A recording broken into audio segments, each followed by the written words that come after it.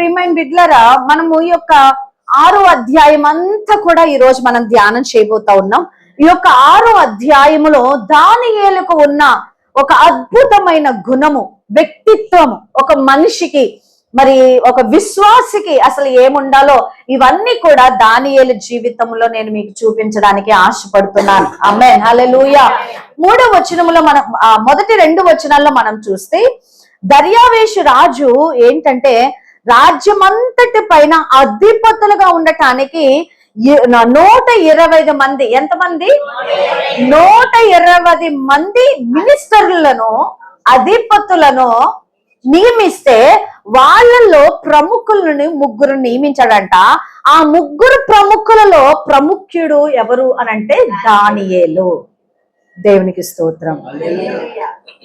అంటే రాజు 120 మందిలో ఒక ప్రముఖుడిని లేపి 3 లేపి ఆ 3లో కూడా ఒకరిని పెట్టాడంటే ఎంత ఫేవర్ రాజు దగ్గర నుంచి పొందుకున్న వ్యక్తిగా ఉన్నాడు. దేవుని యొక్క జ్ఞానము కలిగినటువంటి దానియేలు. ఆమేన్. అయితే ఇతనికి చక్కటి లక్షణం ఉన్నదంట. ఇంత పెద్ద అధికారి, ఒక్క మాటలో చెప్పాలంటే ప్రైమ్ మినిస్టర్ కి ఫస్ట్ సలహాదారుడు ఎవరు అని అంటే దానియేలు. 120 మంది అధిపతుల పైన ప్రముఖుడుగా ఉన్నటువంటి దానియేలు. సో పొలిటికల్ గా చాలా రెప్యుటేషన్ ఉన్నటువంటి వ్యక్తి, చాలా బలము, పేరుగాంచిన వ్యక్తి. ఆయన మాట, ఒక్క మాట చెప్తే అన్ని జరిగిపోతాయి. అంత గొప్ప ఆధిక్యతను, అంత గొప్ప అధికారమును కలిగిన వ్యక్తి ఎవరనంటే దానియేలు. ఆమేన్. అయితే ఈ దానియేలు అంట, చూద్దాం 3వ వచనం. ఈ దానియేలు అతి శ్రేష్టమైన బుద్ధి గలవాడై ప్రధానుల్లోను అధిపతుల ప్రఖ్యాతి నొందిన వాడిగాను రాజ్యమంతటి మీద నియమింపవలనని రాజును ఉద్దేశించను. ఆమేన్. ఎందుకు అతి శ్రేష్టమైన లేకపోతే ప్రాముఖ్యమైన స్థానములోనికి దానియేలు వెళ్ళాడంటే దానియేలుకున్న మొట్టమొదటి లక్షణము, గుణము ఏంటి అనంటే అతి శ్రేష్టమైన బుద్ధి కలిగిన వాడు. ఆమేన్. దేవుని ప్రియమైన బిడ్డలారా, వాక్యం సెలవిస్తుంది, మనలో ఎవరికైనా జ్ఞానము, బుద్ధి కొదువుగా ఉన్న ఎడల ఎవరిని అడగాలంట? దేవుణ్ణి అడగాలి. దేవుడు మనం బుద్ధి అడగాలి. దానియేలుకి బుద్ధి ఉన్నది, విజ్డమ్. విజ్డమ్ అనేది దేవుని దగ్గర నుండి వస్తుంది. అది దేవుని యొక్క అనుగ్రహము. యెహోవా యందు భయభక్తులు కలిగి ఉండటయే జ్ఞానమునకు. జ్ఞానము ఈజ్ డిఫరెంట్ ఫ్రమ్ బుద్ధి. Wisdom is different from knowledge. Knowledge పుస్తకములు చదివితే వస్తుంది, నాలెడ్జ్ చదువుకుంటే వస్తుంది. అంత చదువుకున్నారు, సంస్కారం లేదా అంటారు, అవునా కదా? చదువుకోలేదు కాబట్టి మూర్ఖుడు అంటారు, అవునా కదా? చదువు లేనివాడు వింత పశువు అని కూడా అంటారు. ఎందుకు అని అంటే మా నాయనమ్మ అనేది మాట, చదువు లేనివాడు వింత పశువు అని. మా నాయనమ్మ 7వ తరగతి చదివింది ఎప్పుడో 1920s 30s లో, 1920-30లో మా నాయనమ్మ. అప్పటికి స్వాతంత్రం ఏమి రాలేదు. స్వాతంత్రం వచ్చే టయానికి మా పెదనాన్న చిన్న పిల్లోడంట. సో ఆ రోజుల్లో మా నాయనమ్మ ఏం చేసిందంటే తన 2 కొడుకుల్ని కూడా చదివించడానికి పొలం అమ్మేసి చదివించడానికి. ఆ రోజుల్లో పొలం అమ్మటం అంటే మామూలు విషయం కాదు, అవునా కదా? ఆ రోజుల్లోనే మరి 30, 40, 45 ఆ టైంలోనే మరి ఆమెకున్న పొలం అమ్మితే 6,000 రూపాయలు వచ్చినాయి అంట. 6,000 రూపాయలు ఆ రోజుల్లో అంటే ఎంత పెద్ద పొలం అయి ఉంటుందో. 6,000 రూపాయలు అమ్మి మా పెదనాన్ని గుంటూరు మెడికల్ కాలేజ్లో మరి డాక్టర్ చదివించింది. నాయనమ్మ, నువ్వు 7వ తరగతి చదువుకున్నావు కదా, మరి నువ్వెందుకు చదువు అంటే అంత మక్కువ? ఉన్న ఆస్తంతా అమ్మేసి పెదనాన్న చదువుకి ఎట్ట పెట్టావే, మరి నీకు ఆడపిల్లలు ఉన్నారు కదా అని అడిగితే మా నాయనమ్మ అన్న మాట ఏంటో తెలుసా? చదువు లేనివాడు వింత పశువు. అంటే ఏంటంటే పద్ధతి లేకుండా బిహేవ్ చేయడం ఇట్లా. సో దేవుని ప్రియమైన, అఫ్ కోర్స్ చదువు లేని వాళ్ళని కూడా దేవుడు ఆస్వాదించాడు, వాళ్ళకు కూడా మంచి జ్ఞానం ఇస్తాడు, అది వేరే విషయం. జనరల్ గా లోకములో ఉన్న నానుడి చెప్తున్నాను అంతే. అయితే దేవుని ప్రియమైన బిడ్డలారా, ఎందుకు ఈ విషయం చెప్తున్నానంటే దానియేలు బుద్ధి కలిగిన వాడిగా ఉన్నాడు. ఆమేన్. విజ్డమ్ అనేది దేవుని దగ్గర నుండి వస్తుంది. జ్ఞానం అనేది చదువుకుంటే వస్తుంది. అందుకే చూడండి, ఎంత ఎక్కువ చదువుకుంటే అంత ఒదుగుంటారు, మనిషిని మనిషిగా లెక్కేస్తారు. ఏమి సగం సగం ఉన్న వాళ్ళే ఏంటంటే రేకెత్తిపోతా ఉంటారనమాట. అందుకే ఇంకొక సామెత కూడా ఉంది, ఏమీ లేని ఆకు పడి పడి పడుతుందంట, అన్ని ఉన్న ఆకు అణిగి ఉంటుందంట. సో అట్లాగా దేవుని ప్రియమైన బిడ్డలారా, మన లోకంలో ఉన్న సామెతలు చెప్పుకోవడం కాదు, కానీ మరి వాక్యం సెలవిస్తుంది ఆయన అతి శ్రేష్టమైన బుద్ధి కలిగిన వ్యక్తిగా మనకి కనిపిస్తున్నాడు. ఆమేన్. ఎక్కడి నుండి వచ్చింది దానియేలుకి బుద్ధి? ఇది ఎవరు రికగ్నైజ్ చేశారు? రాజుని రికగ్నైజ్ చేశాడు. అమ్మో, అతి శ్రేష్టమైన బుద్ధి కలిగిన వాడు, ఏదైనా సలహా తీసుకోవాలంటే దానియేలే అని రాజు కూడా, రాజు పేరుకు మట్టికే రాజు, కానీ నిర్ణయాలన్నీ దానియేలుని అడిగి తీసుకునేవాడు. ఓ, దేవుడు ఆశీర్వదిస్తాడు. ఆమేన్. యాకోబు పత్రికలో దేవుడు అదే చెప్తున్నాడు మనకి, ఏమని అనంటే ఎవరికైనా మీకు బుద్ధి లేమి కలిగి జ్ఞానం కొదువుగా ఉన్న ఎడల వాళ్ళు దేవుణ్ణి అడగాలని వాక్యము సెలవిస్తా ఉన్నది. దేవుని ప్రియమైన బిడ్డలారా, ఈ సంవత్సరం మీరు అడగాల్సింది మొట్టమొదటిది ఏంటి? రాసుకోండి. మొట్టమొదటిది దేవుణ్ణి బుద్ధి అడగండి, విజ్డమ్. ఆమేన్. ఈ విజ్డమ్ అనేది ఎట్లా వస్తుందంటే దేవుని యందు భయభక్తులు కలిగి ఉండాలి. పొద్దున్నే లెగిసి ప్రార్థన చేస్తున్నావా నువ్వు? అసలు పొద్దున్నే లెగిసి బైబిల్ చదువుతున్నావా? ఎవరికి నువ్వు సమయం ఇవ్వకుండానే దేవునికి సమయం ఇవ్వగలుగుతున్నావా? ఒకవేళ అలా ఇవ్వగలిగితే నీకు దేవుని యందు భయభక్తులు ఉన్నాయి. ఒకవేళ అలా లేకపోతే నీకు లేవని పేరుకు మట్టికే నువ్వు దేవుని వెంబడిస్తున్నావు, కానీ నువ్వు ప్రార్థన చేయట్లేదు అని అంటే నువ్వు నీ తండ్రితో మాట్లాడట్లా. వాక్యం చదవట్లేదు అని అంటే నువ్వు నీ తండ్రి వాక్యం నీ చేతిలోనే ఉంది, కానీ నువ్వు నిర్లక్ష్యపరుస్తున్నావు. దేవుని వాక్యాన్ని నిర్లక్ష్యపరుస్తున్నావు. దేవుని ప్రియమైన బిడ్డలారా, వాక్యము చదివి ప్రార్థన చేసి దేవునికి అనుకూలముగా జీవించే ప్రతి బిడ్డను దేవుడు ఖచ్చితంగా ఆయన సాక్షిగా ఉన్నతమైన స్థానంలోనే పెడతాడు తప్ప ఆయన తగ్గించడు ఎప్పుడు కూడా. ఆయన రాజుల ఎదుట తన ప్రజలను ఆశీర్వదించే దేవుడై ఉన్నాడు. ఆమేన్. హెచ్చించే దేవుడై ఉన్నాడు ఆయన. నీ తలను కింద పెట్టేవాడు కాదు, నీ తలను ఎత్తే దేవుడై ఉన్నాడు. సో ఎప్పుడైతే మనకి బుద్ధి, మొట్టమొదటిగా మనం దేవుణ్ణి అడగాల్సింది ఏంటంటే బుద్ధి అడగాలి. ఖచ్చితంగా దేవుని యొక్క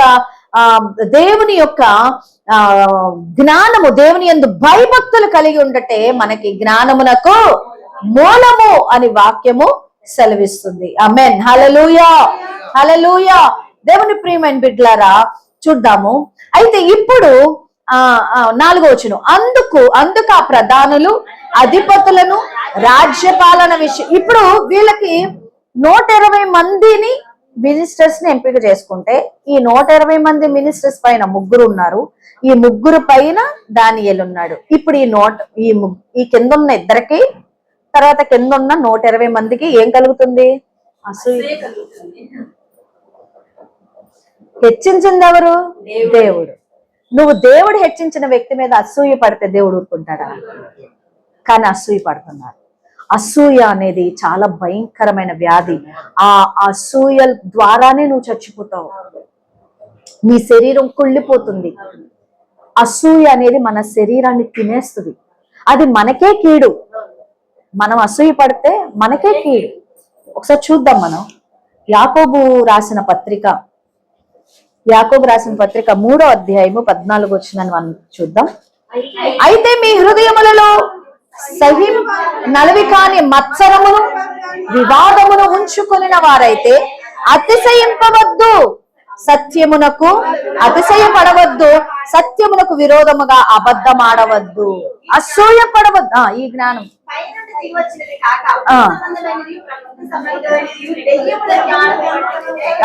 చాలు. అసూయ పడవద్దు. హల్లెలూయా. అసూయ పడవద్దని వాక్యం సెలవిస్తుంది. అలాగే 3వ అధ్యాయము 16వ వచనం చదువు.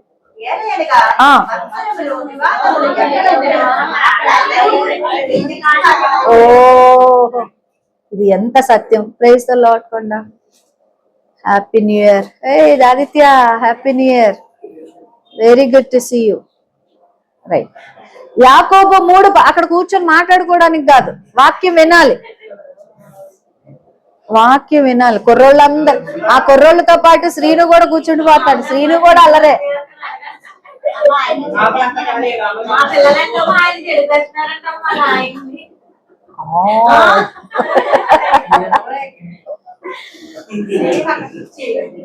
సంతు గమనిస్తా ఉండే. అమ్మ వాక్యం వినండి, ఓకేనా? మీరు చాలా సంతోషం, మీ అందరూ వచ్చినందుకు నేను ప్రభువుని స్తుతిస్తున్నాను. రైట్. ఏలయనగా మత్సరమును వివాదమును ఎక్కడ ఉండును?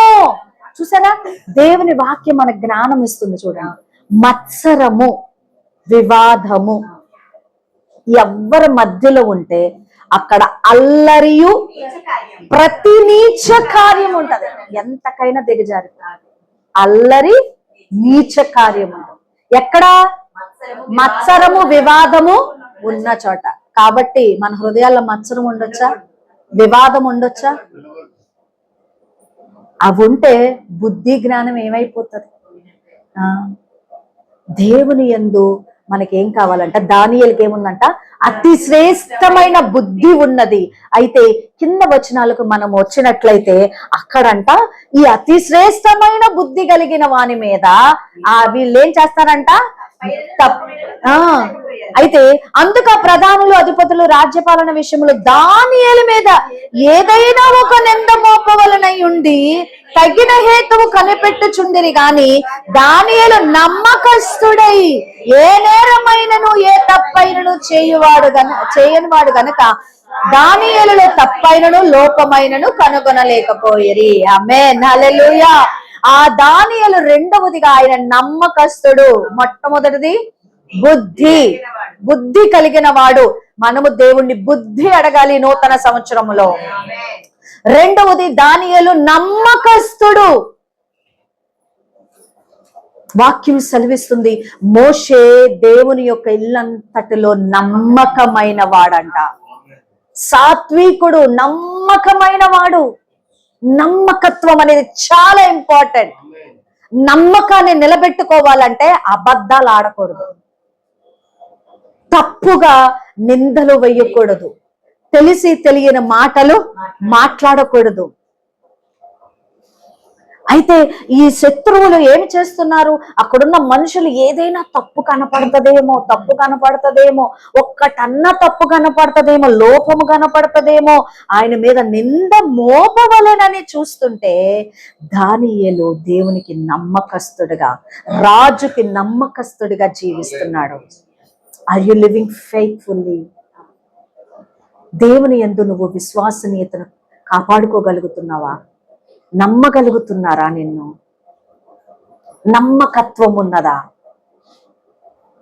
దేవుడు నమ్మదగినవాడు. ఆయన వాగ్దానములన్నీ అవునట్టుగానే ఉన్నాయి. ఆయన ప్రతి వాగ్దానం ఆయన నెరవేరుస్తాడు. ఆకాశము గతించను, భూమి గతించను, కానీ ఆయన మాటలు ఎన్నడూ గతించవు. అయితే నువ్వు అడగాల్సిన దేవుణ్ణి ఏంటంటే ఈ 2026లో ప్రభువా, నీ యొక్క పరిచర్యలో, నీ సన్నిధిలో, నీ సంఘములో, నా ఇంటిలో, నా పిల్లల విషయంలో, నా భర్త విషయంలో, నా భార్య విషయంలో నేను నమ్మకముగా జీవించాలి. నా ఉద్యోగ స్థలములో నేను నమ్మకంగా జీవించాలి. నా వ్యాపారములో నేను నమ్మకముగా జీవించాలి. Are you living faithfully towards the lord? దేవుడు అప్పుడే నిన్ను హెచ్చిస్తాడు. అప్పుడే నిన్ను పై స్థానంలో పెడతాడు, హెచ్చైన స్థానంలో పెడతాడు, నాయకుడి స్థానంలో పెడతాడు. ఉత్తునే నాయకత్వం రాదండి. దేవునికి ఎంతో నమ్మకముగా ఉండాలి. ఓ దేవునికి నమ్మకముగా లేకపోతే ఈరోజు వెర్రకొట్టుకోండి మన హృదయాలు మనం వెర్రకొట్టుకోవాలి. ప్రభువా, నువ్వు నమ్మదగిన వాడిగా ఉండు. నేనే మాటలిస్తున్నాను, తీర్మానాలు చేస్తున్నాను, పడిపోతున్నాను. తీర్మానం చేస్తున్నాను, పడిపోతున్నాను. నీతిమంతుడు 7 మార్లు పడినా తిరిగి, దుష్టుడు పడి నాశనానికి వెళ్తాడని వాక్య భావం అర్థమైందా? దుష్టుడు పడిపోతే నాశనానికి వెళ్తాడు, నీతిమంతుడు పడితే తిరిగి లేస్తాడు. తిరిగి లాగాలంతే. మన మనుషులమే, బలహీనులమే, కొన్నిసార్లు తీర్మానాలు చేస్తున్నాం, తీర్మానాలు జరిగించట్లా. ప్రభా ఇది చేసేస్తా, అది చేసేస్తా, తర్వాత అది మన వల్ల కాదని ఆమె ఏం చేయలేదు. మా దేవుడికి తెలుసులే, అన్ని మళ్ళీ దేవుడి మీద గెంటేయటం. We are not faithful. మనము నమ్మతగని వారమైనప్పటికీ ఆయన నమ్మదగిన దేవుడు. హల్లెలూయా. నమ్మదగిన వాడవు, సహాయుడవు యేసయ్యా, ఆపత్కాలములో ఆశ్రయమైనది నీవేనయ్యా. నమ్మదగిన వాడవు, సహాయుడవు యేసయ్యా, ఆపత్కాలములో ఆశ్రయమైనది నీవేనయ్యా. చెరనుండి విడిపించి చెలిమితో దండించి నడిపించినావే, మందవలే నీ స్వాస్థ్యమును. చెరనుండి విడిపించి చెలిమితో బంధించి నడిపించినావే, మందవలే నీ స్వాస్థ్యమును. నమ్మదగిన వాడవు, సహాయుడవు యేసయ్యా, ఆపత్కాలములో ఆశ్రయమైనది నీవేనయ్యా. ఆమేన్. హల్లెలూయా. ఆయన నమ్మదగిన దేవుడు. ఈరోజు తీసుకునే వాగ్దానం ఆయన నమ్మదగిన వాడు. ఆ వాగ్దానం మీ జీవితంలో నెరవేరుస్తాడు. Because he loves you so much. ఆయన మిమ్మల్ని ప్రేమిస్తున్నాడు, ఆయన నన్ను ప్రేమిస్తున్నాడు. మనం వెళ్తున్న ప్రతి ఒక్క శోధన ఆయనకి తెలుసు. ఎవ్రీ టెంప్టేషన్, ఎవ్రీ పర్సిక్యూషన్, ప్రతి ట్రయల్, గాడ్ నోస్ ఎవ్రీథింగ్. నీ జీవితంలో అన్ని ఆయనకు తెలుసు. నీ తల వెంట్రుక తెల్లగా ఉన్నదా నల్లగా ఉన్నదా కూడా ఆయనకి తెలుసు. పర్వతములు తొలగినాను, మెట్టలో తరిల్లినాను. పర్వతములు తొలగినాను, మెట్టలో తరిల్లినాను. నా కృప నిన్ను వీడదు అని అభయవీక్షితివే. ఆయన కృప మనల్ని ఎప్పుడు విడవదు. ఆయన నమ్మదగిన దేవుడై ఉన్నాడు. అయితే దానియేలు నమ్మకస్తుడుగా కనిపిస్తున్నాడు. ఏ లోపము కూడా ఆయనలో లేదంట. దేవుని ప్రియమైన బిడ్డలారా, ఈ శత్రువులకున్న గుణం ఏంటంటే అసూయ. ఎక్కడ పట్టుకుందామా, దాని మీద నింద వేద్దామని గమనిస్తుంటే దానియేలులో పట్టుకోవడానికి ఒక్కటి కూడా లేదంట, ఏమీ లేదంట. అయినా కానీ ఏదో వెతుకుతున్నారు. నాకు టైం వస్తుంది అంటారు కదా చాలా మంది. ఎక్కడ పట్టుకోవాలో అక్కడ పట్టుకుంటారు. ఆ కలహము, ఆ మత్సరము, ఆ వివాదము ఎక్కడ ఉంటే అక్కడ అల్లరి ఉంటది, నీచ కార్యములు ఉంటాయి. బైబిల్ అదే చెప్తుంది. అలా వద్దు. క్షమించుకునే మనసు, ఓర్చుకునే తత్వం, నమ్మకత్వం, దేవునికి వినయము, విధేయత దేవుడు చూసుకుంటాడని. ఆమేన్.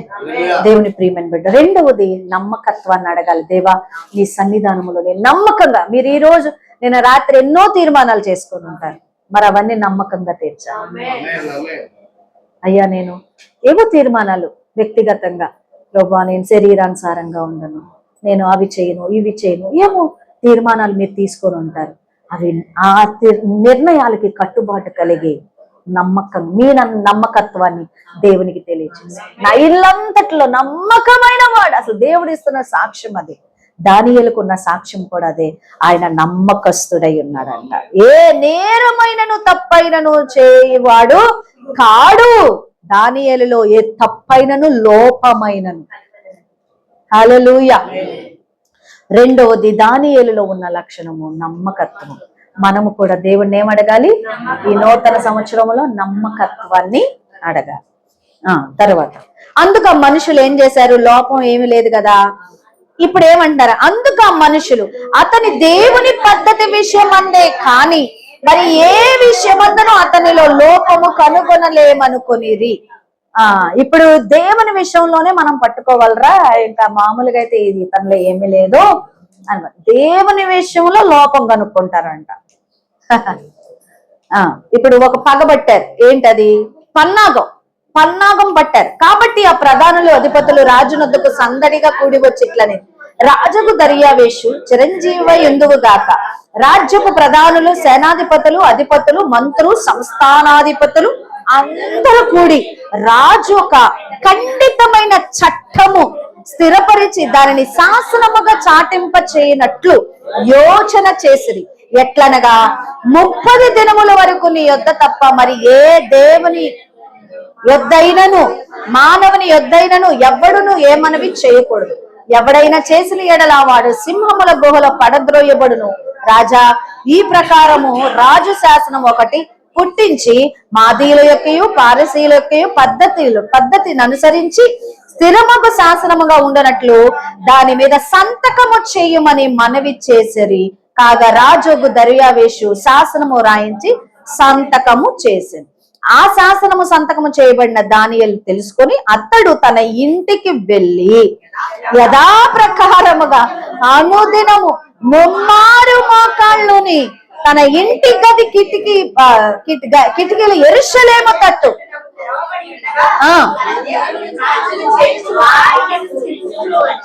ఆమేన్. చాలు. హల్లెలూయా, హల్లెలూయా. దేవుని ప్రియమైన బిడ్డలారా, ఇప్పుడు ఇంత పెద్ద పన్నాగం ఇప్పుడు చదివాం కదా, అంత మీకు అర్థమై ఉంటది. ఇంత పన్నాగం పని రాజా సందడిగా వెళ్ళారంట. చాలా సందడిగా, వాక్యం చెప్తుంది, సందడిగా వెళ్ళారంట. వాళ్ళందరూ పూనుకొని సందడిగా వెళ్ళి, ఇదిగో ఈ 30 రోజులు నీకు తప్ప ఏ దేవునికి ఏ మనిషికి మనవి చేయకూడదు, అలా చేస్తే వారిని సింహబోన్లో వేస్తామని చెప్పి శాసనం రాసి సంతకం పెట్టే అని అంటే దర్యావేష్ చేసేసాడు. వెళ్ళి సందడి అంటే ఇంక అసలు నువ్వే రాజువి, నువ్వు తప్ప ఇంకే రాజు లేదు, అసలు నువ్వు మా దేవుడు. ఆ రోజుల్లో రాజుల్ని దేవుడిగా ఆరాధించేవాళ్ళు. ఆరాధిస్తారా? ఇప్పుడు ఆరాధిస్తున్నారు కమ్మా. సినిమా యాక్టర్లను ఆరాధిస్తున్నారా? పెద్ద పెద్ద కట్అవుట్లు పెట్టి పూజలు చేసి ప్రతి పుట్టినరోజుకి వెళ్ళి కొబ్బరికాయలు కొట్టి కేకులు మనుషులా అబ్బో మరి పాలాభిషేకం చేస్తున్నారా? విగ్రహాలు పెట్టేస్తున్నారా కదా? మనుషుల్ని కూడా అంటే గొప్ప గొప్ప నాయకుల్ని, యాక్టర్లని మంచి పనులు చేస్తే ఇంకంతే, ఆ ఊరికి దేవుడు ఆయన. అవునా కదా? సో ఇప్పుడు రాజుని ఏమన్నారు? నువ్వు రాజు, నువ్వు నిలబడాలి, నువ్వు దేవుడు మాకు అని సందడిగా ఎల్లేం చేస్తున్నారు, ఒబ్బేసేసి నువ్వు ఇంకే 30 రోజులు నీకు తప్ప ఎవ్వరికి మనవ చేయకూడదు అని చెప్పి సంతకం చేయించేసి ముద్రేసేసి శాసనాన్ని ఆ యొక్క పారసీకుల దేశం అంతా కూడా పనిచేశారట. ఈ విషయము దానియేలుకి తెలిసింది. దేవునికి స్తోత్రం. దానియేలుకి తెలియకుండా ఏముండదు కదా. మీ పని ఎలా ఉందా? పోనీలే. దానియేలు అనుకుని ఉంటాడు, ప్రభువా సింహాన్నైనా ఎదుర్కొంటాను కానీ నిన్ను వదలను ప్రభువా. హల్లెలూయా. సింహాలనైనా నేను ఎదుర్కొంటాను, పర్వాలేదు, అసలు దాని నోట్లోకి వెళ్ళిపోయి నా ఎముక పొడి అయిపోయినా పర్వాలేదు, కానీ నీతో సహవాసం చేయకుండా నేను ఎట్లా ఉండగలనయ్యా, నీతో మాట్లాడకుండా ఎలా ఉండగలనయ్యా. ఆయనకున్న అలవాటు ఏంటంటే యెరూషలేము తట్టు కిటికీ తెరిచి 3 సార్లు ప్రార్థన చేయడం. రోజుకి ఎన్నిసార్లు? ఒక్కసారి ఎంతమంది ప్రార్థన చేస్తున్నారు రోజుకి? చేతులు ఎత్తండి. ఒక్కరోజు ఒక్కసారి ప్రార్థన చేసే వాళ్ళు రోజుకి చేతులు ఎత్తి చూపించండి. ఎవరు ఎత్తట్లేదు ఏంట్రా? ఆహా, అదే ఫస్ట్ ఒకసారి చేసేవాళ్ళు చెయ్యెత్తండి, 2 సార్లు చేసేవాళ్ళు చెయ్యెత్తండి. ఏది భోజనం ఉందలా దేవానికి స్తోత్రం అదా అమ్మా? లేచినప్పుడు, పడుకున్నప్పుడు, అన్నం తినే ముందల, టిఫిన్ తినే ముందల.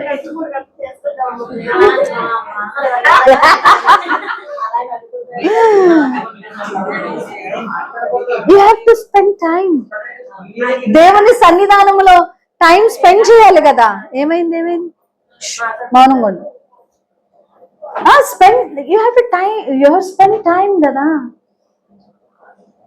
ఉదయం లేదు ప్రభువా ఈ రోజు నాకు ఇచ్చావు, నీకు వందనాలు, కృతజ్ఞతలు, ఈ రోజు అంతా బాగుండాలి ప్రభువా, నీకు స్తోత్రాలు, ఆమెన్. రాత్రి ప్రభు ఈ రోజు అంతా కాపాడా, నీకు వందనాలు, మంచి నిద్ర దయచేయి, పిచ్చి కళలు లేకుండా దయచేయి, దెయ్యాలు భూతాల కళ్ళ రాకుండా చెయ్యి, ఆమెన్. అంతేనా? మరి వాక్యం చదువుతున్నారా రోజు? ఎంతమంది చదువుతున్నారు?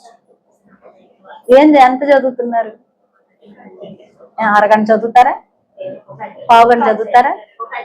ఒక అధ్యాయం చదువుతారా? వేరే ప్రసన్న మీరు చదువుతారా? అవనస్తు చదువుతావా? మహి నువ్వు చదువుతావు? వాక్యం చదవదా? నువ్వు చదువుతావమ్మా? నువ్వు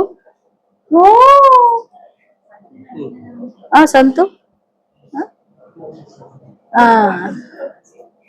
చదవాలిగా. మరి వాక్యం చదవకపోతే ఎలా? దేవుడు మిమ్మల్ని ఎట్లా ఆశీర్వదిస్తాడ్రా? అసలు దేవుని దగ్గర మరి మీకేం సాక్ష్యం? ఇన్ని సంవత్సరాలు ప్రభువుని తెలుసుకొని ఇంకా మరి దేవుని చేత, దేవుని యందు మీకు భయభక్తులు ఎలా ఉన్నాయని తెలుసుకుంటాం. బైబిల్ చదవకపోతే మీకు జ్ఞానం ఎలా వస్తుంది? హల్లెలూయా. దానియేలు నుంచి మనం నేర్చుకోవాల్సినవి ఉన్నాయి. రోజుకి 3 మారు ప్రార్థన చేస్తాడంట. ఎటువైపు తిరిగి? యెరూషలేము తట్టు తిరిగి, యెరూషలేమా నిన్ను ప్రేమించువారు వర్ధిల్లుదురు. యెరూషలేము క్షేమం కోసం ప్రార్థన చేయాలి, అప్పుడు మనం వర్ధిల్లుతాం. అబ్రహాము యొక్క భౌతిక సంతానం వాళ్ళు, దేవుడు వారిని ఆశీర్వదించాడు. వారిని ఆశీర్వదిస్తే మనం వర్ధిల్లుతామని వాక్యం సెలవిస్తుంది. దేవుని ప్రియమైన బిడ్డలారా, ఈ ఉదయకాల సమయమున మరొక గట్టి నిర్ణయం చెప్తున్నాను, తీర్మానం చేసుకోండి. రోజుకి 3 మారు ప్రార్థన చేయండి. రోజుకి 3 మారు ప్రార్థన చేయండి. దానియేలు నుంచి మనం నేర్చుకోగలిగింది రోజుకి 3 మారు ప్రార్థన చేయటం. దేవుని యొక్క మందిరము వైపు తలపెట్టి ఆయన ప్రార్థన చేస్తున్నాడు. ఆయనకు వచ్చిన శోధన ఏంటో తెలుసా? ప్రార్థన చేస్తే సింహాలు పోను.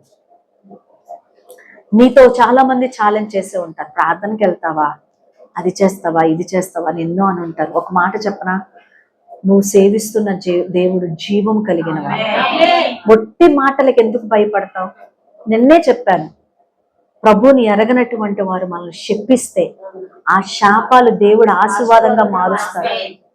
నువ్వు ఎలాగైపోవాలి అని ఎన్ని శాపాలు నువ్వు పడ్డావో ప్రజల మీద నుంచి, ఆ ప్రతి శాపమును దేవుడు 2026లో ఆశీర్వాదంగా మార్చబోతున్నాడు. ఆమేన్. God can turn curses into blessing. దావీదు అదే కదా అన్నాడు షిమీతో. మనం మౌనంగా ఉందాం. దేవుడు ఈ యొక్క శాపాలను మేలుగా మార్చగలడు కదా. ఎస్, దేవుడు మార్చే దేవుడు. అలాంటప్పుడు నువ్వు ఆ దేవుని కోసం ఎందుకు సిగ్గుపడాలి? వీళ్ళు ఎక్కడున్నారు? అదే అన్య రాజ్యంలో ఉన్నాడు ఈయనేం యెరూషలేములో లేడు. బబులోన్ రాజ్యంలో, పారసీకల రాజ్యంలో, ఆ రాజ్యాల్లో ఉన్నాడు. అధిపతులు మారిపోతున్నారు, నాయకులు రాజులు మారిపోతున్నారు, కానీ ఈయన మాత్రం అక్కడే ఉన్నాడు. దేవుడు అట్లా ఆశీర్వదించాడు దానియేలుని. ఎందుకు ఆశీర్వదించుంటాడో తెలుసా? ఆయనకి నమ్మకస్తుడు గనక, అతి శ్రేష్టమైన బుద్ధి కలిగిన వాడు గనక. 3 మారు ప్రార్థన చేసే అలవాటు ఉన్నదంట. విజయ 3 సార్లు ప్రార్థన చేస్తున్నావా? చెయ్యాలి. మధ్యాహ్నం స్కూల్లో 10 నిమిషాలు పక్కకు వచ్చి చెయ్యాలి ప్రార్థన. ఉదయం ప్రార్థన చేయాలి, 5:30కి లేచి ప్రార్థన చేయాలి, 5ంటికి లేచి ప్రార్థన చేయాలి. రాత్రి 7ంటికి టైం పెట్టుకొని ప్రార్థన చేయాలి. పడుకునేటప్పుడు 5 నిమిషాలు కాదు, అది కాదు సమయం ఇచ్చేది. అరగంట, 1 గంట పక్కకు టైం తీసుకొని దేవుని కొరకు, సంఘం కొరకు, సంఘ క్షేమం కొరకు, నీ స్నేహితుల కోసం, అక్కర్లో ఉన్న వారి, నీ యొక్క ప్రియుల కోసం, కుటుంబాల కోసం, ఎన్నున్నాయి రిక్వెస్ట్లు. మనకి రోజు ప్రతి ఆదివారం రిక్వెస్ట్ల మీద రిక్వెస్ట్లు వస్తున్నాయి. మేము ప్రార్థన చేస్తున్నాము, మరి మీరు ప్రార్థన చేయాలి కదా. దేవుని ప్రియమైన బిడ్డలారా, రోజుకి ఎన్నిసార్లు ప్రార్థన చేయాలని తీర్మానం చేసుకోవాలి? 3 సార్లు 3 మారు ప్రార్థన చేయటం నేర్చుకోవాలి. ఆమేన్, హల్లెలూయా. అయితే ఈ ప్రార్థన మనకు విజయాన్ని కలుగజేస్తుంది. బంధకములో ఉన్నప్పుడు విజయాన్ని కలగచేస్తుంది, చెరసాల్లో ఉన్నప్పుడు విజయాన్ని కలగజేస్తుంది, శోధనలో ఉన్నప్పుడు విజయాన్ని కలగచేస్తుంది. అన్ని పరిస్థితుల చేత మూయబడినప్పుడు ప్రార్థన మనకి విజయాన్ని కలగచేస్తుంది. ఆమేన్. ప్రార్థనే లేకపోతే విజయం ఎక్కడి నుండి వస్తుంది చెప్పండి? మరి రక్షించగలిగిన దేవునికి మనం ప్రార్థన చేయకపోతే, ఆశీర్వదించగలిగిన దేవునికి మనం ప్రార్థన చేయకపోతే, మన పరిస్థితులను మార్చగలిగిన దేవునికి మనం ప్రార్థన చేయకపోతే మన పరిస్థితులు ఎలా మారుతాయి? దేవుని ప్రియమైన బిడ్డలారా, మరి ఏ సమర్పించుకుంటున్నాం మనం దేవునికి? దేవునికి మనం ఎలా నిలబడుతున్నాం? ఏదో ఆదివారం వస్తున్నాము వెళ్తున్నాం అంటే ఎలా కుదురుతుంది? దేవుడు చూస్తున్నాడు కదా. యథార్థమైన హృదయం, దేవుణ్ణి ప్రేమించటం అంటే ప్రేమను పెంచుకోవాలి. మనం ప్రభుని ప్రేమించే మనస్సును మనం పెంచుకోవాలి. పిల్లల్ని ఎంతగా ప్రేమిస్తాం మనం, అంతకంటే ప్రభుని ఎక్కువగా ప్రేమించాలి. ఇంకో విషయం తెలుసా, నేను నా పిల్లల చంటి పిల్లలప్పటి నుంచి కూడా పిల్లల్ని ఎత్తుకొని ప్రసంగాలు చేసేదాన్ని. ఏ ప్రార్థనకు మానేదాన్ని కాదు. ఏ ప్రార్థనకి టయానికి ప్రార్థనకి వెళ్ళిపోతా. పిల్లలు పసి పిల్లలుగా ఉన్నప్పుడు కూడా ఏ ఆదివారం నేను మానలేదు. చర్చిలోనే పాలించుకుంటూ ఉండేదాన్ని. పిల్లలు అడ్డంకి కాదండి. పిల్లలకి మందిరం అలవాటు చేస్తే పిల్లలు అడ్డంకి కాదు. అసలు మనం ప్రభు పట్ల ప్రేమను పెంచుకోవాలి. ఆమేన్. హల్లెలూయా. ఎంతో పని చేసుకొని పిల్లలకి చేసుకొని ఎంతో నీరసమైపోయిన పరిస్థితుల్లో కూడా ప్రసంగాలు చేసిన రోజుల్లో పరిచర్య చేసేదాన్ని. దేవుని ప్రియమైన బిడ్డలారా, ప్రభు పట్ల మనకి ప్రేమ లేకపోతే ప్రభు మనల్ని ఎట్లా ఆదుకుంటాడు చెప్పండి? ఆయన మనల్ని వదిలేస్తాడు కదా. ఎంతవరకు కృప చూపిస్తాడు? మనం వెళ్ళి ఆయన చేయి పట్టుకోవాలి కదా. నాన్న నువ్వు నాకు కావాలంటేనే కదా. అమ్మ ఆకలేస్తుందంటేనే అమ్మాయిని అన్నం పెడతదంట. మన కడుపు తెలియదు కదా. నోరు తెరిచి అమ్మ ఆకలి అంటే అమ్మమ్మో ఆకలేస్తుందని అగ్గగ్గలాడిపోయి తల్లి పెడతది. మరి అదైనా అడగాలిగా తల్లిని. ప్రభు వాక్యం సెలవిస్తుంది, అడుగుడి ఇయ్యబడును. ఈ నూతన సంవత్సరంలో ఈ తీర్మానం చేసుకోండి. తీర్మానం చేసుకోవాలి, ముమ్మారు ప్రార్థన చేయాలి. మరి లేకపోతే ఎక్కడి నుండి వస్తాయి ఆశీర్వాదాలు? ప్రభు పాదాలు పట్టుకోవాలి.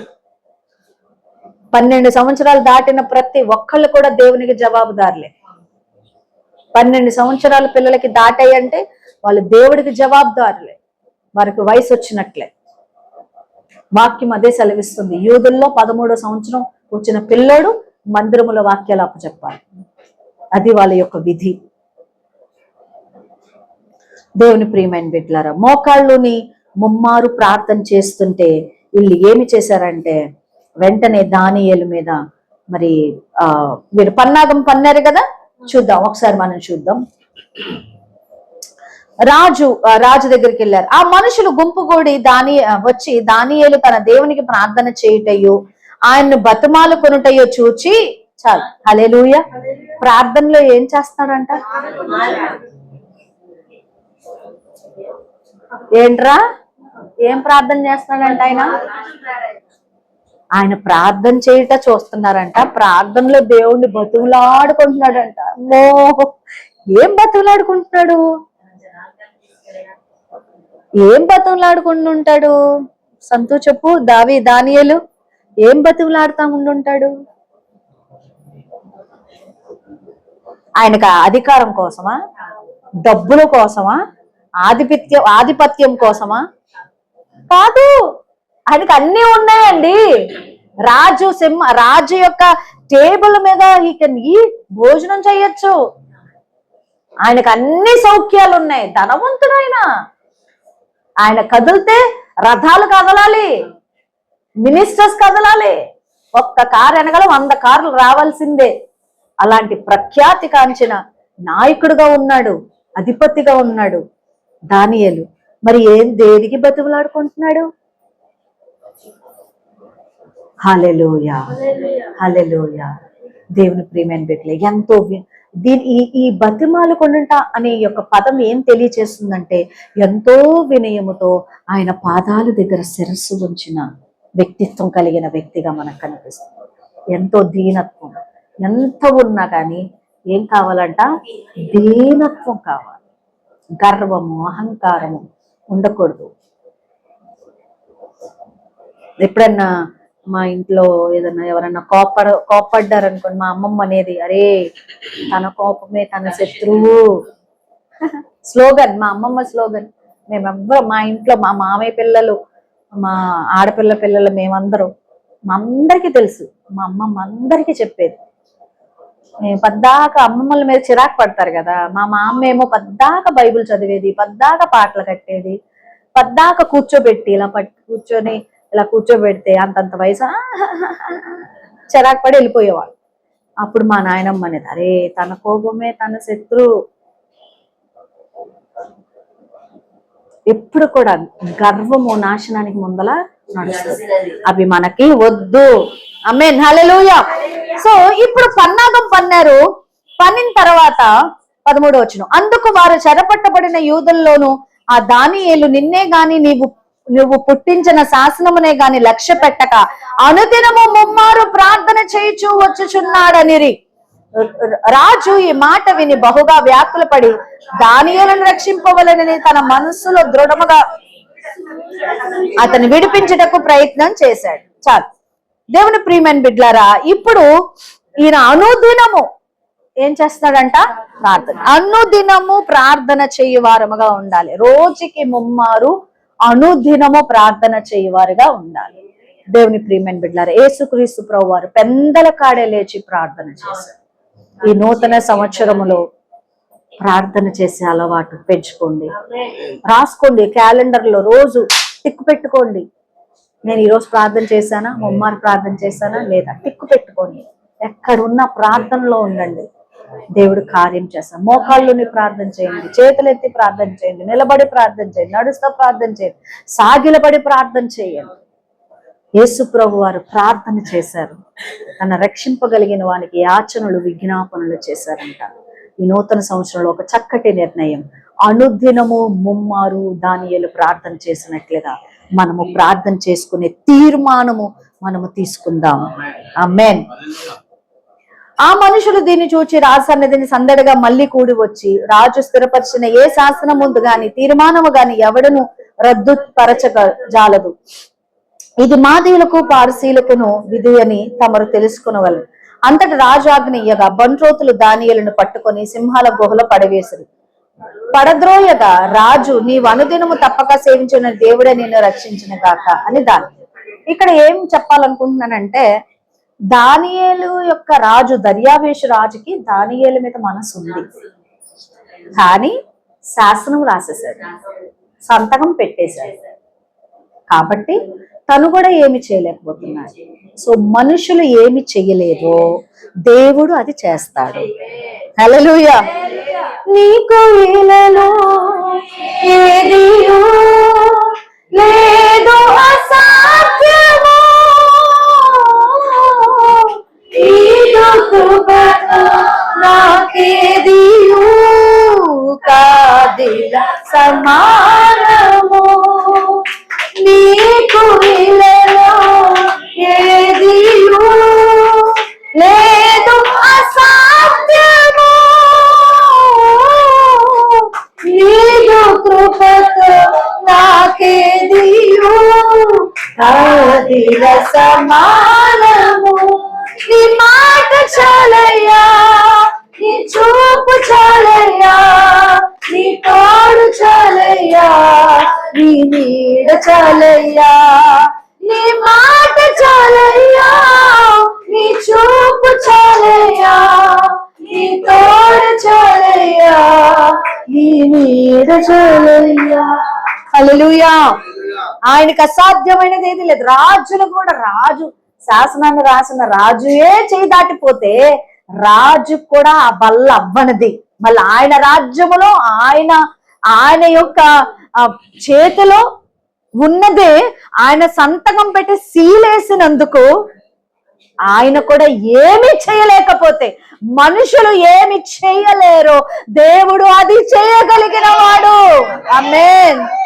ఆయన మనము మనుషులు ఇంకా వీళ్ళ ఇంకా చూస్తాము, కానీ దేవుడు చెయ్యగలడు. What man can't do, God will do. సముద్రాన్ని 2 పాయలు చేయగలిగింది దేవుడు. పగలు మేఘస్తంభముగా, రాత్రి అగ్ని స్తంభముగా నిలబెట్టగలిగినది దేవుడు. ఫిలిస్తీన్లంట, ఓ ఇజ్రాయేలు దేవుడు గొప్ప దేవుడు, వాళ్ళు గుడారము కట్టి ఆ గుడారము నుంచి వాళ్ళు శక్తి పొందుతున్నారు, కాబట్టి మేము కూడా ఒక గుడారం కడతామని చెప్పి గుడారం కట్టారంటే సేమ్ నమూనాలో అక్కడేముంటే ఇక్కడ అది, అక్కడ ఏ తెర ఉంటే ఇక్కడ అదే తెర మొత్తం కట్టారంట. డూప్ చేసేసి పడేశారంట. పొట్టు చీరలు కూడా అంతే కదా, 15,000 రూపాయలు పొట్టు చీర అనుకో, దాన్ని డూప్ చేసి 2,000 రూపాయలకి అమ్ముతారు కదా. ఏంటి అని అంటే ఇమిటేషన్ అంట. సేమ్ ఇమిటేట్ చేశారంట గుడారాన్ని కూడా. అయితే దీనికి దానికి ఉన్న వ్యత్యాస ఏంటి అంటే, ఆ గుడారం మీదకి, ఇజ్రాయేలు గుడారం మీదకి దేవుని మహిమ దిగేదంట, దేవుని అగ్ని ఉండేది. కానీ ఆ గుడారం మీదకి దేవుని మహిమ లేదు. ఇక అదే లేనప్పుడు ఇంకేది. దేవుని మహిమను నువ్వు దించగలగాలి. ఎలాగా? అనుదినము నువ్వు సేవిస్తున్న దేవుడు దించుతాడు. మనుషుల వల్ల కానిది దేవుడి వల్ల అవుతుంది. అంత గొప్ప రాజు, అసలు ఆయన చేతిలో అంత శాసనం ఉంది. సరే, ఆయన శాసనం రాసి వీళ్ళందరూ బిగిస్తున్నారు, ఆయన మాటను ఆయనకే బిగిస్తున్నారు. నువ్వు శాసనం రాసావు కదా, నువ్వు సంతకం పెట్టావుగా, నువ్వు అంతా విడుదల చేసావు కదా, మాదీల దేశంలో పారసీకల దేశంలో చేసావుగా, ఈ ఒక్క వ్యక్తి కోసం నువ్వు ఆగుతావా అని రెచ్చగొడుతున్నారు, సందడి చేసుకుంటా వెళ్ళి. అలాంటి పరిస్థితుల్లో ఏం చేస్తున్నాడు? దానియేలుని ప్రతి దినము సేవిస్తున్న ఒక చక్కటి సాక్ష్యం పలుకుతున్నాడు. చూద్దాం ఒకసారి. 16వ వచనం, నీవు అనుదినము తప్పక సేవించుచున్న నీ దేవుడే నిన్ను రక్షించునని దానియేలుతో చెప్పాను. చప్పట్లు కొట్టి ప్రభునామమును మహింపరుద్దాం. హల్లెలూయా. నువ్వు అనుదినము సేవిస్తున్నా. మనము దేవుణ్ణి ఎప్పుడు సేవించాలి? రాసుకోండి. మనం అనుదినము ప్రభుని సేవించాలి. నెక్స్ట్ మనం నేర్చుకోగలిగినది నాలుగవది ఏంటి? అనుదినము ప్రభుని సేవించాలి. ఎలా సేవిస్తున్నారు మరి? ప్రార్థనే చేయట్లేదు అంటున్నారే, వాక్యమే చదవట్లేదు అంటున్నారే, ఇంకా సేవ ఏం చేస్తారు మీరు? సేవిస్తున్నారా మరి? సేవ, పని, సేవ అన్ని. ఇప్పుడు ఒక పని అందరూ చేయగలిగిన పని ఒకటి ఉంటుంది, కొందరే చేయగలిగిన పని ఒకటి ఉంటుంది, ఒక్కరు మాత్రమే చేయగలిగిన పని ఒకటి ఉంటుంది. అది దేవుడు నియమిస్తాడు. ఇప్పుడు ఇది ఉంది, మనం రెంట్కి తీసుకుని ఉన్నాం ఇక్కడ, ఇది అందరూ తొడవగలరు, ఇది అందరూ చేసే పని. కొన్ని పనులు ఉంటాయి, కొంతమంది అది చేయగలరు, కొంతమందిని దేవుడు నియమిస్తాడు. అందరూ చేసేవి. ఇప్పుడు లేయర్ చేసే పని రాణి గారు చేయగలరా? అది కొంతమంది. మీలో కొంతమంది కొన్ని బాధ్యతలు ఇచ్చారు, కొంతమంది ఆ పనులు చేయగలరు, అందరూ చేయలేరు. ఇప్పుడు నేను చేసే పని, దేవుడు నన్ను ఎంపిక చేసుకొని పిలుచుకున్న ఆ పిలుపుని అందరూ చేయగలరా? చేయలేరు. కాబట్టి పేతురు, యోహాన్ అంటున్నారు, అయ్యా మేము దేవుని వాక్యాన్ని ప్రకటించకుండా మీకు భోజనాలు పెట్టుకుంటూ కూర్చుంటే ఎట్లాగా? దీని కొరకు నమ్మకమైన యవనస్తులను, దేవుని యందు భయభక్తులు కలిగిన వాళ్ళని తీసుకురండి, వాళ్ళ కొరకు ప్రార్థన చేస్తాం. వాళ్ళు ఆ పనిలో ఉంటారు, మేము వాక్యం చెప్పే పనిలో ఉంటాం. హల్లెలూయా. అర్థమవుతుందా? సో దేవుణ్ణి ఎవరి పరిధిలో వారు సేవించాలి, ఎవరి పరిధిలో వారు దేవుణ్ణి గణపరచాలి. ఈ రోజు ప్రార్థన ఉందంటే ప్రార్థనకి రావాలి. ఎట్లా మరి మీ విధేయతను ఎలా చూపిస్తారు దేవునికి? ప్రార్థన ఉందంటే రావాలి, మరి పని ఉందంటే చెయ్యాలి. మరి ఎట్లా సేవిస్తున్నావు? దానియేలు ప్రభుని సేవిస్తున్నాడంట, అనుదినము సేవిస్తున్నాడంట. మన రక్తములో సంఘం ఉండిపోవాలండి. హల్లెలూయా. మన రక్తంలో సంఘం ఉండిపోవాలి. మాది విజయవాడ ప్రాపర్, కానీ మా అమ్మగారు ఉయ్యూరు, విజయవాడ నుంచి ఉయ్యూరు అని అంటే మరి చాలా దూరం. ఇప్పుడు ఏలూరు నుంచి మన పెరవల్ ఎంత దూరం? అంత దూరం, గంటన్నర ప్రయాణం బస్సులో. మేబీ తణుకు దాటే అంతవరకు అయి ఉంటది. అట్లా ప్రతి ఆదివారం మేము వెళ్ళేవాళ్ళం విజయవాడ నుంచి. బస్సు ఎక్కి గంటన్నర ప్రయాణం చేసి మళ్ళీ అక్కడ రిక్షా కట్టించుకొని మేము చర్చికి వెళ్ళేవాళ్ళం. విజయవాడలో మా చదువులు. మరి మా అమ్మ రోజు ఉద్యోగానికి వెళ్ళేవాళ్ళు. ఉద్యోగానికి వెళ్ళి మళ్ళీ అక్కడ మందిరానికి వెళ్ళి మందిరంలో పనులు చూసుకొని మళ్ళీ ఇంటికి వచ్చేవాళ్ళు. దేవుని ప్రియమైన బిడ్డలారా, ఎందుకు ఈ విషయాలు చెప్తున్నానంటే అనుదినము మనం ఏం చేయాలి? సేవ చేయాలి. ఏదో ఒక భాగంలో నీ యొక్క హస్తం ఉండాలి, నీ పని ఉండాలి. అది కూడా నమ్మకముగా, ఎలా అంటే భాగ్యంగా ఎంచి చేయాలి. హల్లెలూయా. దేవుని పని చేయటం అంటే ఏంటంటే భాగ్యం. దేవుడు నాకు ఇచ్చాడు, ఎంతో విలువ. ఒక గాజు వస్తువు మనం ఎంత కేర్ఫుల్ గా హ్యాండిల్ చేస్తామో అట్లా దేవుని సేవ భాగ్యంగా ఎంచి పని చెయ్యాలి. ఆమేన్. హల్లెలూయా. పోయింది. ఆ తర్వాత చదవండి. నాదేను మా వాక్యం వెనక్కి వెళ్ళింది. నాది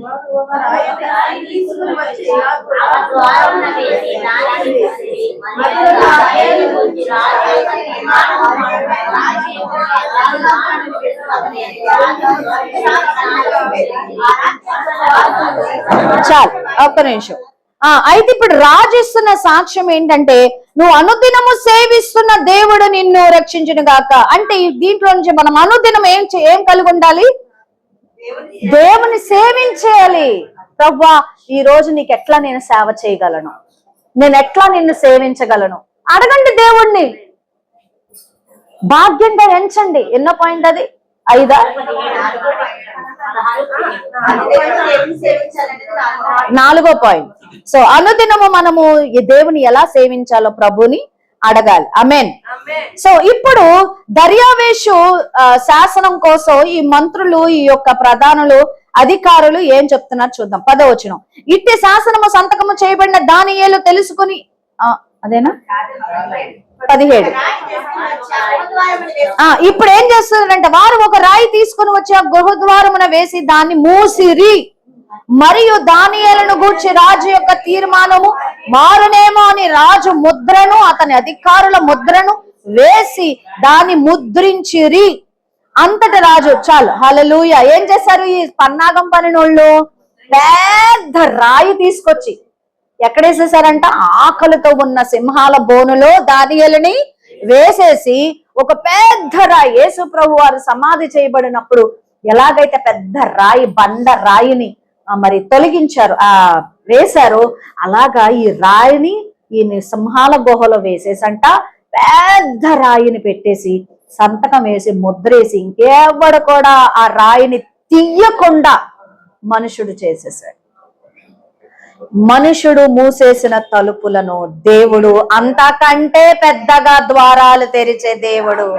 మనుషులు నీ ముఖం మీద తలుపులు వేస్తే, మనుషులు నీ ముందర తలుపులు వేసి నీకు స్థానం లేదు, నువ్వు ఇక్కడే బిగించబడాలి అని అంటే దేవుడు అంతకంటే పెద్ద ద్వారాలు తెరుస్తాడు. పరలోక ద్వారాలు తెరుస్తాడండి. హల్లెలూయా. పరలోక ద్వారాలు తెరుస్తాడు. యేసు ప్రభు వారు యొక్క మరియా యోసేపు, మొన్న పాయింట్ చెప్పాను. మరియా యోసేపు మాకు స్తత్రంలో స్థలము లేనందున అని అంటే ఆయనకి స్థలం లేదు. అయితే ఈరోజు మనం స్థలం ఇస్తున్నామా అనే ప్రశ్న వేశాను. దేవుని ప్రియమైన బిడ్డలారా, అయితే దేవుడు ఏం చేస్తాడంటే పరలోకం నుండి దేవదూతలను పంపించి సర్వోన్నతమైన స్థలములలో దేవునికి మహిమయు ఆయనకి ఇష్టలైన ప్రజలకు భూమి మీద సమాధానము కలుగును గాక. హల్లెలూయా.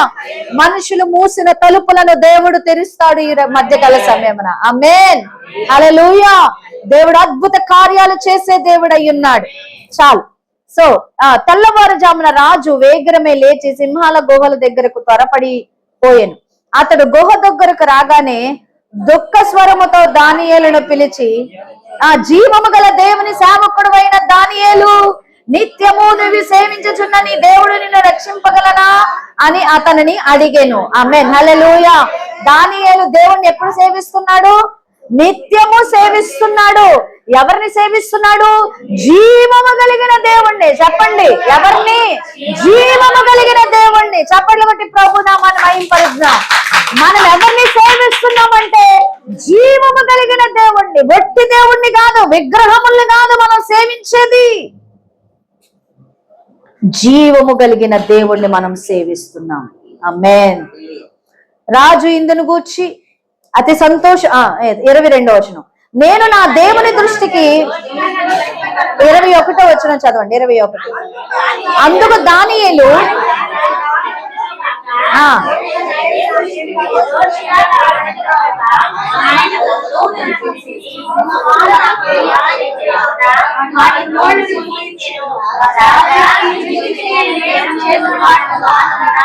చాలు. హల్లెలూయా. దేవుడు ఏం చేశాడంట? నేను నా దేవుని దృష్టికి నిర్దోషినిగా కనబడితిని గనుక ఆయన తన దూతను పంపించి, చప్పట్లు కొట్టి ప్రభునామాన్ని, మన స్థితిగతులలో, మన యొక్క ఇబ్బందులలో, మన అనుకూలమైన పరిస్థితుల్లో మనం అగ్నిలో ఉండగా సింహాలు ఆకలితో ఆకలితో ఆకలితో ఉంటే అక్కడికి ఎవరిని పంపించాడంటే దేవుడు. షడ్రక్ మిషక్ అబేద్నగోలు అగ్నిలో ఉంటే 4వ వ్యక్తి కనిపిస్తున్నాడు. ఆ దూత దానియేలు దగ్గరికి దిగి వచ్చాడు. దేవుడు మనతో ఉన్నాడు. ఇమ్మానుయేలు దేవుడు మనతో ఉన్నాడు. ప్రజలు మనల్ని లోపల బంధించి ముద్రించి మనం బయటికి రాకుండా చేసి లోపల సింహాలు తినేస్తున్నాయని బయట సంబరాలు చేసుకుంటా ఉండొచ్చు, కానీ లోపల ఆశ్రమలో దేవుడు నీతో ఉన్నాడు. హల్లెలూయా. నీతో ఉన్నాడు ఆయన. నీ శ్రమలో నీతో ఉంటాడు. 4 తలుపులు మూయబడి ఉన్నప్పుడు ఆ లోపల నువ్వు ఒంటరిగా లేవు, ఆయన నీతో ఉన్నాడు. ఎందుకంటే ఆయన జీవము కలిగిన దేవుడు. ఆయన మోగవాడు కాదు, గుడ్డివాడు కాదు, విగ్రహం కాదు, శిల కాదు, రాయి కాదు, రప్ప కాదు, చెట్టు కాదు, మొద్దు కాదు. ఆయన జీవము కలిగిన దేవుడు. ఈ జీవము కలిగిన దేవుని సేవించడానికి మనం సిగ్గుపడాలా? భయపడాలా? లేదు. వాక్యం సెలవిస్తుంది. రాజు, ఒక అన్యుడైన రాజు అంటున్నాడు, రోజు నువ్వు నిత్యము సేవిస్తున్న దేవుడు నిన్ను రక్షించనా అంటే చిరంజీవి రాజా. హల్లెలూయా, హల్లెలూయా. దూతను పంపించాడు దేవుడు. God will arrange some angels in your life. కొన్నిసార్లు మరియమ్మ కూడా అంతే. తన గర్భవతి అయిన తర్వాత ఆ పరిశుద్ధాత్మ దేవుడు ఆ గర్భాన్ని ఇచ్చిన తర్వాత తల్లిదండ్రులు అర్థం చేసుకోలేదేమో, అత్తమామలు అర్థం చేసుకోలేదేమో, యోసేపు కూడా అర్థం చేసుకోలేదేమో. వెంటనే గాబ్రియల్ దేవుతో అంటున్నాడు, నువ్వు ఎలిజబెత్ దగ్గరికి వెళ్ళు. ఎలిజబెత్ దగ్గరికి వెళ్ళిన వెంటనే అండి మరియ ఒక్క మాట మాట్లాడకుండానే నువ్వు ధన్యురాలవి అంటుంది ఎలిజబెత్. అంటే కష్టంలో అర్థం చేసుకునే మనుషుల దగ్గరికి మనల్ని దేవుడు తీసుకెళ్తాడు. కొన్నిసార్లు మన కష్టము అర్థం చేసుకొని మనకు రైట్ కౌన్సిలింగ్ ఇచ్చే ప్రజలను మన కొరకు నియమిస్తాడు. వాళ్ళనే కొన్నిసార్లు దేవుని యొక్క దూతలని మనం చెప్పుకోవచ్చు. ఆమేన్. యేసయ్య మన కొరకు మనల్ని బలపరిచే వ్యక్తులని నియమిస్తాడు. నా జీవితంలో కూడా మరుసక్కంతే 2 సార్లు నేను ఇంకా చనిపోవాలి అనుకున్న పరిస్థితుల్లో ఫోన్లో నా స్నేహితురాలు నాతో మాట్లాడడం జరిగింది. ఆ 2 సార్లు కూడా దేవుడి అర్ధరాత్రి వేళ నిమిషానికి రూపాయి కాస్ట్ అయ్యిద్ది.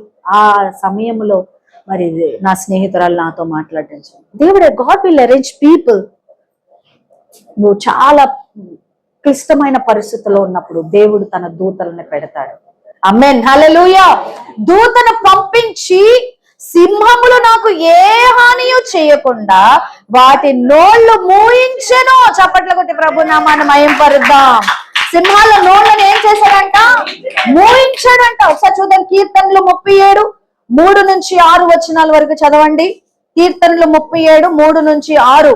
యెహోవా యందు నమ్మిక ఉంచి మేలు చేయుము, దేశమందు నివసించి సత్యమును అనుసరించుము, యెహోవాను బట్టి సంతోషించుము, ఆయన నీ హృదయ వాంఛను తీర్చును, నీ మార్గములను యెహోవాకు అప్పగింపుము, నీవు ఆయన నమ్ముకొనుము, ఆయన నీ కార్యము నెరవేర్చును, ఆయన వెలుగు వలె నీ నీతిని, మధ్యాహ్నము వలె నీ నిర్దోషత్వమును వెల్లడి పరచును. చప్పట్లు కొట్టి ప్రభు నామమున మహిమపరుద్దాం. హల్లెలూయా. ఆయనను నమ్ముకొనుము. 100% షూరిటీ. అదేదో ఇన్సూరెన్స్ ఉంటదట, లైఫ్ ఇన్సూరెన్స్. లైఫ్ ఇన్సూరెన్స్ 30 సంవత్సరాల్లో 20 సంవత్సరాలు కట్టాలి, ఎన్నో కట్టాలి. కట్టిన తర్వాత ఆ మనిషి చచ్చిపోయిన తర్వాత ఎంతో పర్సంటేజ్ ఇస్తారంట. ఈ 30 సంవత్సరాలు కట్టాలి, ఎన్నో డబ్బులు కడతాం. కట్టి కట్టి కట్టి చచ్చిపోయిన తర్వాత అసలు పిల్లలకి అవి అందనీయా లేదు, ఎవడో తెలుసు? ఎవరికన్నా తెలుసా? చచ్చిపోయిన వాళ్ళకి తెలియదు కదా, జీవితాంతం కట్టి కట్టి ఉంటారు. కట్టిన తర్వాత మరి పిల్లలు వెళ్ళి క్లెయిమ్ చేసుకుంటే వాళ్ళు ఏమేమి పెడతారో తెప్పలో ఏ ఇస్తారంట. ఎంత ఇస్తారు? గ్యారంటీ ఉందా? షూరిటీ ఉందా? ఈ కంపెనీ ఆ కంపెనీ ఎత్తేస్తారంటాం. ఈ కంపెనీ ఈడ అసలు సరిగ్గా కట్టించుకోడు అంటాం. 2 సంవత్సరాలు ఇప్పటికే కట్టానని అంటే అయ్యో ఎందుకు కట్టారంటాం. అయ్యో కట్టినవి అన్ని ఏమైపోయినాయి అని మళ్ళీ అక్కడ ఆందోళన. షూరిటీ లేదండి. నా పాయింట్ ఏంటంటే షూరిటీ లేదు. కానీ వాక్యం సెల్ఫిస్తుంది 100%. యెహోవాని నమ్ముకొనుము. హల్లెలూయా. ఆయన నీ హృదయ వాంఛలు తీరుస్తాడు. ఆయన ఏం చేశాడు? దూత వచ్చి సింహములు ఆయనకి ఏమీ హాని చేయకుండా వాళ్ళ నోటిని ఏం చేశాడంట? మూయించి వేసెను. ఆమేన్. సింహాల నోళ్లను మూయించగలిగిన వాడు దేవుడు ఒక్కడే. ఖచ్చితంగా మన పరిస్థితుల యందు దేవుడు మనకి తోడై ఉండే దేవుడై. 23 రాజు ఇందును గూర్చి అతి సంతోషభరితుడై దానియేలు గుహలో నుండి పైకి తీయడని ఆజ్ఞనీయగా బంట్రోతులు దానియేలుని బయటికి తీసిరి. అతడు తన దేవుని యందు భక్తి గలవాడైనందున అతనికి ఏ హాని కలగలేదు. ఆమేన్. ఆయనకి ఏ హాని కలగలేదు. ఎందుకు కలగలా? దేవుని యందు భక్తి కలిగిన వాడై ఉన్నాడు. మరి పిల్లలు భక్తి కలిగిన వారై ఉండాలి. మీరు దానియేలు ఏమయ్యాడు? భక్తి కలిగిన వారిగా ఉన్నాడు కాబట్టే దేవుడు అతన్ని ఏం చేశాడు? తప్పించాడు. ఏ హానియు జరగకుండా కాపాడాడంట. కాబట్టి మనకేం కావాలి? భక్తి కావాలి. రాసుకోండి, భక్తి కలిగి ఉండాలి. ప్రభువా ఈ సంవత్సరం అంతా కూడా నేను భక్తి కలిగి ఉండాలి. భక్తి చెయ్యాలి. మనం పూజించాలి, దేవుణ్ణి ప్రార్థించాలి, వాక్యం చదవాలి, మనం భక్తి చేయాలి, విధేయత చూపించాలి. ఆమేన్. రైట్. భక్తి కలిగిన వారిగా మనం ఉండాలని వాక్యము సెలవిస్తుంది.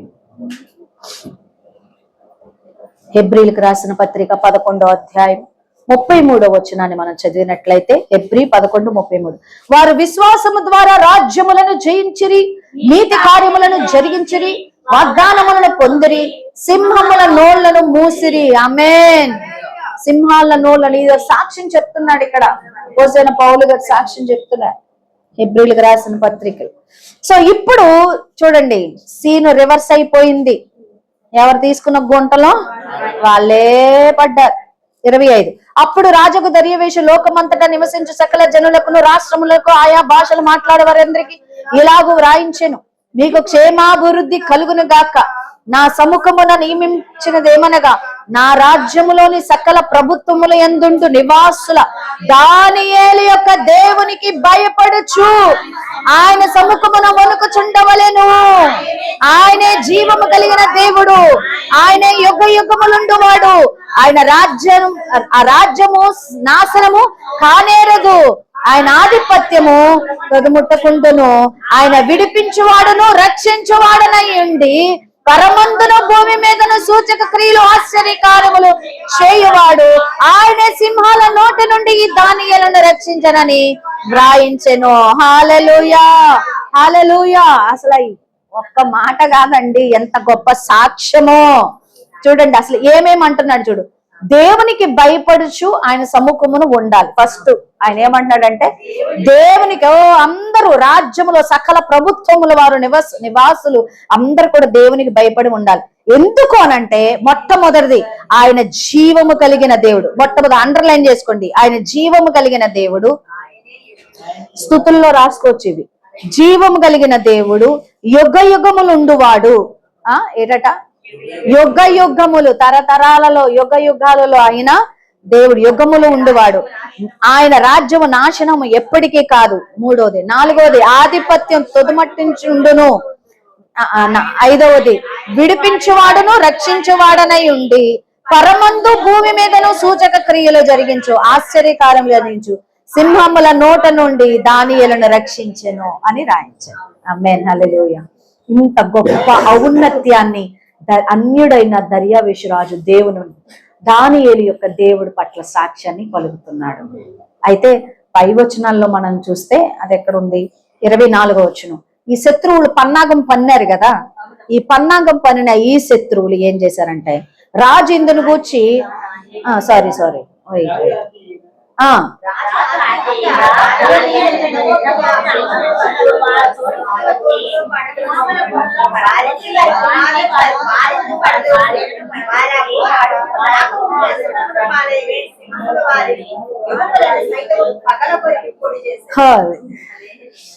శత్రువులు అదే అంటున్నా, నీతిమంతుడు 7 మార్లు పడినా తిరిగి లెగుస్తాడు, బుద్ధిహీనులు భక్తిహీనులు పడితే నాశనం అయిపోతారు. వాళ్ళు పన్నిన పన్నాగాన్ని బట్టి వాళ్ళ భార్యలు, వాళ్ళ పిల్లలు, వాళ్ళ కుటుంబాలు కూడా ఆ యొక్క సింహాల గుహలో పడేస్తానంట. ఎముకలను కూడా పొడి చేసి తిన్నాయంట సింహాలు. శత్రు చేతుల నుంచి మనల్ని విడిపించగలిగిన దేవుడు. ఈ 2026లో మీరు ఎన్ని ఛాలెంజెస్ ఫేస్ చేయబోతున్నారో నాకు తెలియదు, కానీ ప్రతి ఛాలెంజ్ లో కూడా, ప్రతి సవాల్లో కూడా దేవుడు నీకు విజయం ఇవ్వబోతున్నాడు. సింహాల నోళ్లను మూయించగలిగిన దేవుడై ఉన్నాడు ఆయన. దేవుడు కార్యం చేస్తాడు, ఎందుకంటే ఆయన జీవము కలిగిన వాడు, యుగ యుగములు ఉండేవాడు. యుగ యుగములు ఆయన రాజ్యము మరి నిరంతరం ఉండే రాజ్యముగా ఉండి ఉన్నది. ఆయన ఆశ్చర్య కార్యములు సూచక క్రియలు జరిగించేవాడు. సింహాల నోరు నుండి దానియేలును రక్షించిన దేవుడు మనల్ని కూడా రక్షించగలడు, మన పరిస్థితులను మార్చగలడు. మూయబడిన ద్వారాలు దేవుడు తెరవగలడు, తన దూతను పంపి మనల్ని సంరక్షించగలడు. ఆమేన్.